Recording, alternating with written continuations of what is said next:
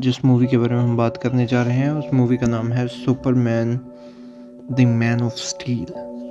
Krypton अपने planet पे ही planetary core के माइनिंग के कारण अनस्टेबल हो गया है।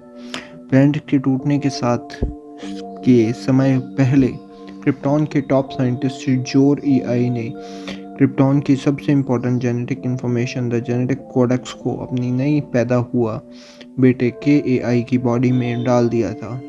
के जो कि कई सेंचुरीज में पहला नेचुरली बॉर्न क्रिप्टोनियन था, उसे जोर ईआई और वाइफ लारा एक स्पेसक्राफ्ट में अर्थ की तरफ भेज देते हैं। इससे पहले कि प्लेनेट ब्लास्ट हो जाए, जोर ईआई जनरल जोर्ड के कूप डिटेक्ट के दौरान मर जाता है।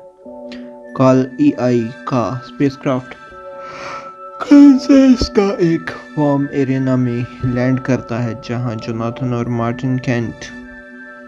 मार्था केंट उसे अडॉप्ट कर लेते हैं और उसका नाम रखते हैं क्लार्क। जैसे जैसे क्लार्क बड़ा होता है, उसके क्रिप्टोनियन डीएनए और अर्थ के येलो सन का इफेक्ट उसे अंदर सुपर ह्यूमन पावर्स को डेवलप करने लगता है। लेकिन जोनाथन उसे कहता है कि ये पावर्स दुनिया से छुपाए रखो।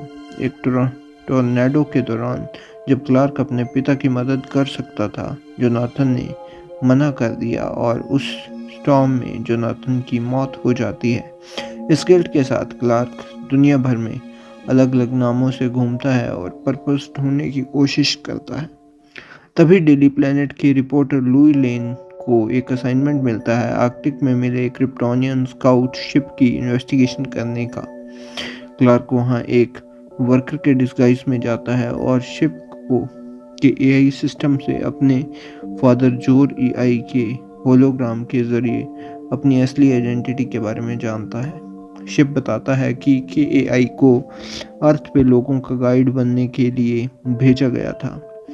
लुई क्लार्क को पीछा करता हुए शिप में पहुंचती है, जहां सिक्योरिटी सिस्टम एक्टिवेट हो जाता है। क्लार्क उसे बचाता है और फिर एआई की हेल्प से क्रिप्टोनियन सूट पहनता है और अपनी पावर्स को टेस्ट करता है।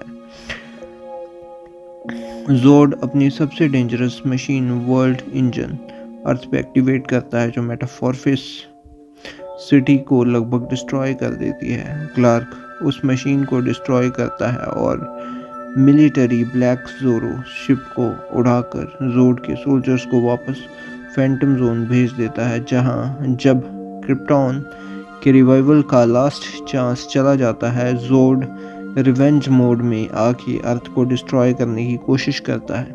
क्लार्क और जोर्ड के बीच एक इंटेंस फाइट होती है और आखिर में क्लार्क जोर्ड को मार पड़ता है। जोर्ड जब वो एक फैमिली को मारने वाला होता है, कुछ टाइम बाद क्लार्क सुपरमैन के नाम से दुनिया के सामने आता है और गवर्नमेंट को कन्विंस करता है कि वो ह्यूमैनिटी के खिलाफ नहीं जाएगा। सीक्रेट ऑपरेशंस में काम करने के लिए वो अपना पुराना आइडेंटिटी क्लार्क कैंट अडॉप्ट करता है और डेली प्लेनेट में एक रिपोर्टर की जॉब भी करता है। तो दोस्तों, ये थी सुपरमैन की मैन ऑफ स्टील की स्टोरी। आपको ये मूवी कैसी लगी कमेंट बॉक्स में लिखिए। ये था मेरा रिव्यू। मैं मिलता हूँ आपको किसी और मूवी के रिव्यू के साथ। तब तक के लिए